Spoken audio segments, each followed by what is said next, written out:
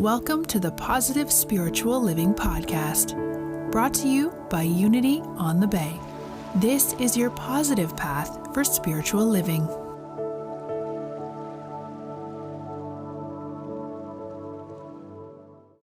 And good morning again, everybody. It's so nice to be with you today. I'm going to take you down a little trip memory lane to the year 1996. It was an important year in my life. I was just emerging, some of you may recall, from a lot of challenges and difficulties, one of which was a sort of a spiritual crisis in my life. At that time, I was working at Unity's world headquarters in Missouri, and part of my responsibilities was to travel around the country, speaking and representing at various Unity churches around the United States, and sometimes occasionally outside this country. In the midst of this kind of spiritual crisis that I was engaged in, people, after they would hear me speak, said, "You know, you are sounding more and more like the pages of A Course in Miracles."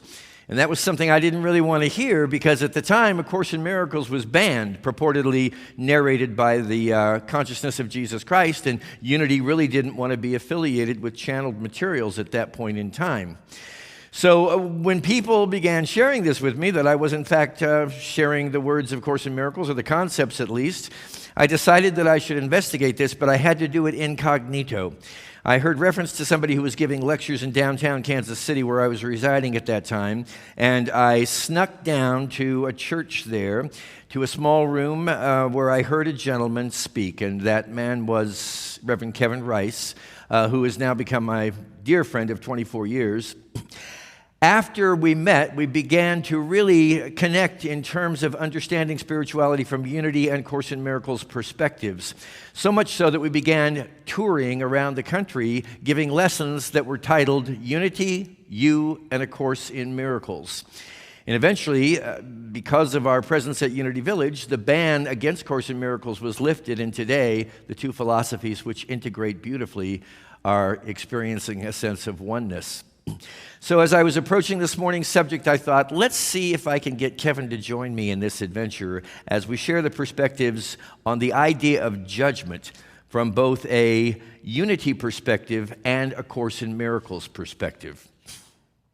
Have you noticed? The urge to judge is stronger than ever these days. You say, well, what is there to judge? There's always an infinite number of things and individuals that you can judge in your life, my dear friends, especially when it comes to the subject of condemnatory judgment. Who can we judge? We can judge people who wear masks, or we can judge people who don't wear masks, or we can judge people who are voting for Joe Biden, or we could judge people who are voting for Donald Trump. We could judge people who honor and desire equality for all. And we can judge people who don't honor equality and honor for all. We could judge people who judge other people. We could judge people who judge themselves. It's endless, dear friends. You know, Jesus gave us some very valuable information in the Sermon on the Mount when he shared these words. Judge not, that you not be judged. For with the judgment you pronounce, you will be judged. And the measure you give will be the measure you get. And then he went on to talk to us about how we have this tendency, preoccupation, almost an addiction, to looking at the specks of dust in other individuals' eyes, the tiny little imperfections, and judging them harshly, while all the time we ourselves have this great log in our own eyes. Now just imagine how preposterous that is, my friends. Imagine if somebody walked into your home and they had a huge log in front of their eye and they wanted to come over and support you by plucking specks of dust out of your own eye when they themselves were not capable of seeing anything but the log within their own eye.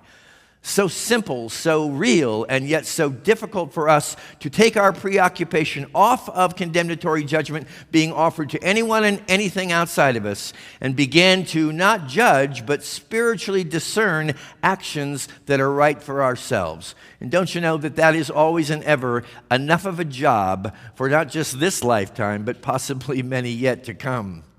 Charles Fillmore, the co-founder of the Unity movement, said this: judgment is the faculty of the mind that can be exercised in two ways, from sense perception or spiritual understanding.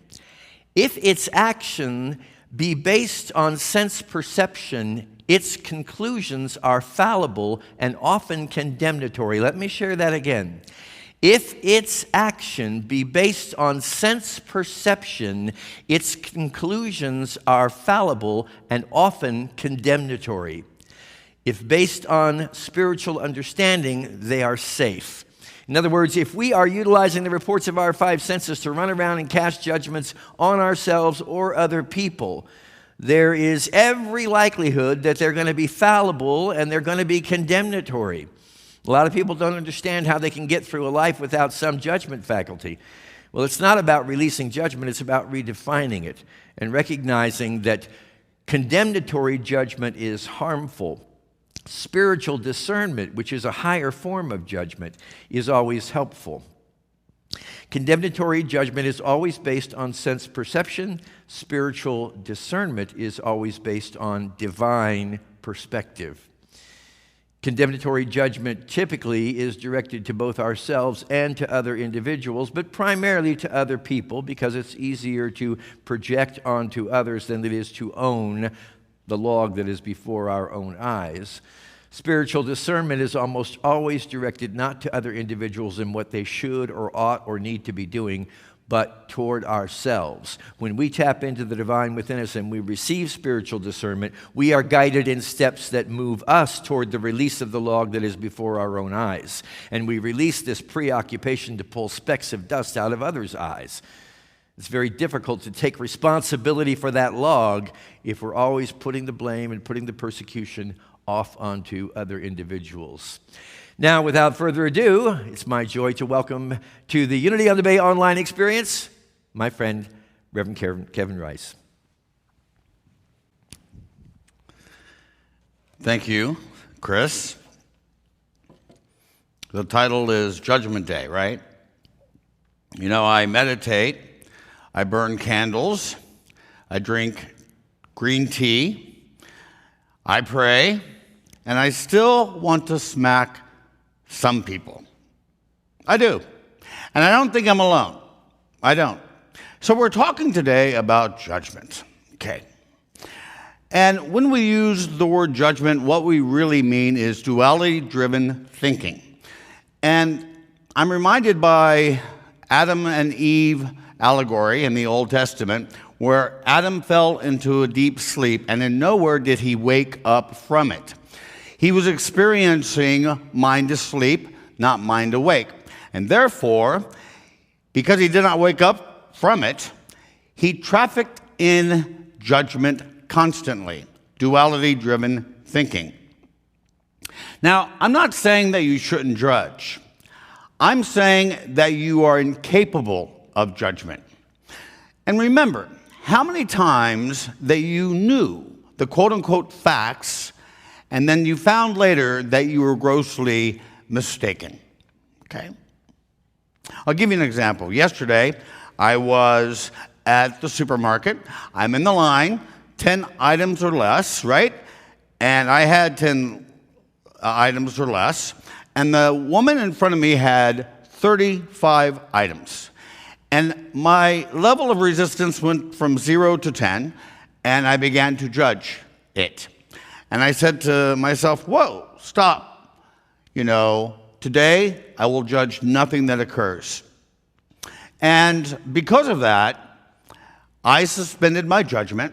And when I did that, immediately I knew that this woman looked up and saw the sign and said, oh my goodness, I made a mistake here. Okay, and she went up to another line. So we do this all the time. So we judge those we hate. We judge those we condemn. We judge those we fear. And I'll explain why this occurs. So most people, unfortunately, feed and foster guilt in their minds right now. And the reason why they do this is because they think that they're separate from God. They think that they're separate from other people, the world. And so a sense of guilt arises in their field of awareness. When they feed the guilt in their mind, they will see their past full of sin or shame, and they will see their future full of fear. And then what happens is they project it to the world. Okay, what is projection? We feel angst, we feel the guilt, the fear, the shame within ourselves. We don't like it, and so we repress it and project it to other people. You're the problem, not me. So we need to uproot this thing called guilt. Guilt is the most unproductive emotion in the world. Guilt is the glue that keeps the egoic mind intact, okay?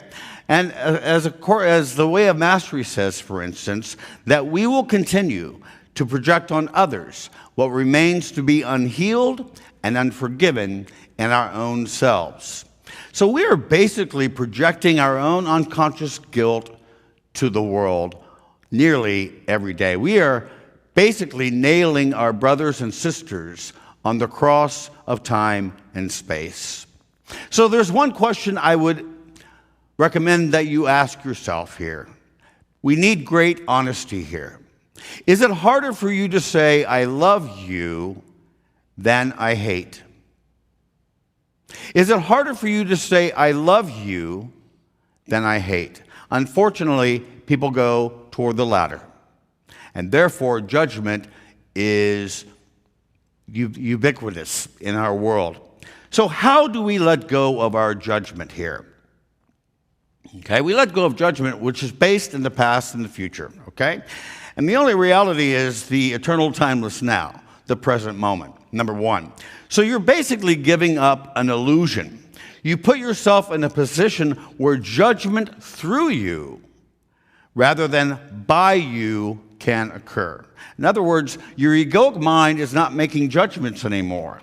We set aside the self-concepts, the self-image, and we allow the indwelling spirit of love to judge the experience of the person or the event from the eyes of the Christ, if you will, from the eyes of love, okay?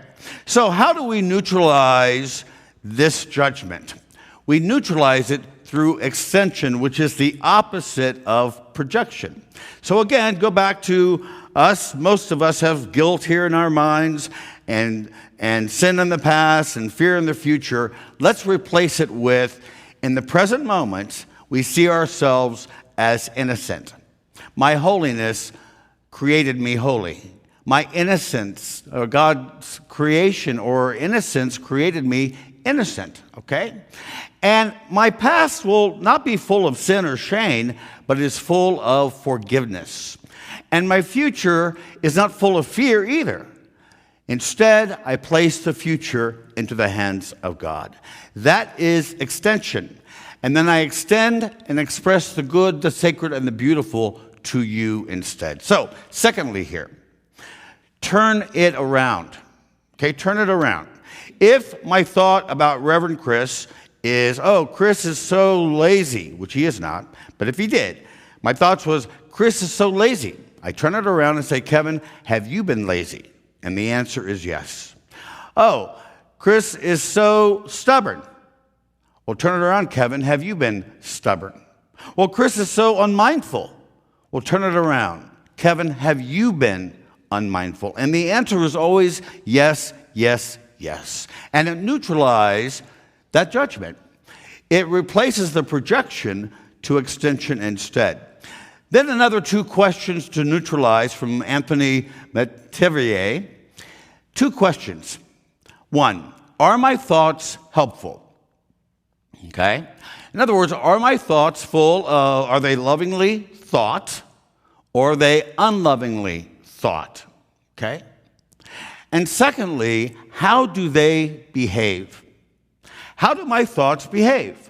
Am I Debbie Downer, a negative Nancy, gloomy Gus? That is the behavior, the narrative, the storyline that we begin to tell ourselves over and over again. Those two questions begins to dismantle judgment entirely, okay? And the question for you is, what would you be without that narrative? What would you be without that storyline that you repeat over and over again? So don't follow that thought, okay? Change the subject. And also, go to where the speaker is speaking. When you guys came here to hear Reverend Chris and Reverend Kevin speaking today, you had to go to Facebook or YouTube or the internet. So you had to go where we're speaking. The same is true with the voice of love. You have to go where the voice of love is speaking. Okay? Where is the voice of love speaking? The voice of love is speaking now. It's speaking in the eternal, timeless now. And in the present moment, judgment will disappear, accepting all things as they are, embracing with love all things as they are. Okay? You know, God's voice speaks to you, but we do not hear it because we are too preoccupied by our own egoic voice, that fearful voice. Okay? So today, empty your mind, clean the slate. As I do every morning from A Course in Miracles of prayer, what would you have me do? Where would you have me go? What would you have me say, and to whom? Okay? And listen.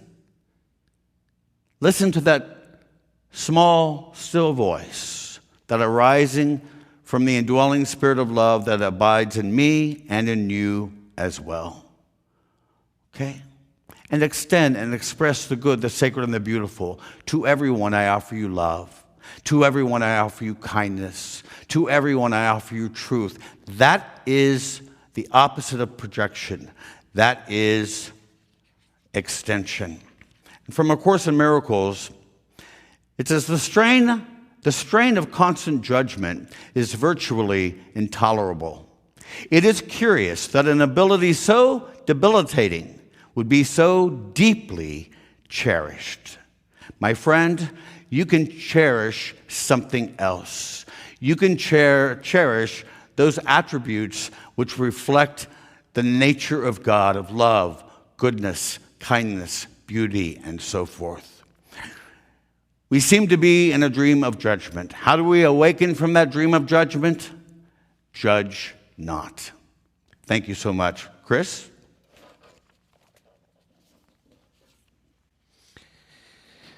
Thank you, Kevin. You know, perhaps one of the greatest fear-driven motivators that a lot of us have ever experienced was this idea that at some point we're going to pass away from this planet. We're going to be standing at the pearly gates, and God alone is going to judge us, what we've done right and what we've done wrong. For what we've done right, we will earn merit toward the kingdom of heaven. For what we've done wrong, we shall perish in the fiery depths of hell. And part of the beautiful metaphysical spiritual understanding that unity brings to Scripture is that none of the above is true. Our God is not a God of judgment. Our God is a God of love. God is not judging you or me, dear friends. We are judging ourselves. And the whole idea of Judgment Day is our ability to set ourselves free from judgment of self and others. Not to steal Kevin's fire when it comes to Course in Miracles, but there's a beautiful statement from that book that reads, I release you and set myself free. What are we releasing another individual from? Our own harsh, condemnatory judgment. And it starts with ourselves. Then, as Kevin says, is extended to others. So recognize with me right now, my friends, that every day is Judgment Day, and that's not something to fear, that's something to rejoice in. The moment we realize we are not intended to walk around on this planet carrying a heavy burden of casting judgments upon the specks in other individuals' eyes, our sole purpose is to exercise spiritual understanding, spiritual discernment, that we may, through the instruction that we receive from divine inspiration, lift the log away from our own vision and see clearly that the specks in the eyes of others, well, they were never there in the first place. God bless you. We hope you enjoyed this episode of the Positive Spiritual Living Podcast, brought to you by Unity on the Bay, a spiritual community located in Miami, Florida. Unity on the Bay is supported by the generosity of its community. If you'd like to make a donation or learn more about Unity on the Bay, please visit unityonthebay.org. You can also follow Unity on the Bay on Facebook, Instagram, and Twitter for even more positive spiritual inspiration. Until next time, thanks for listening and many blessings. Namaste.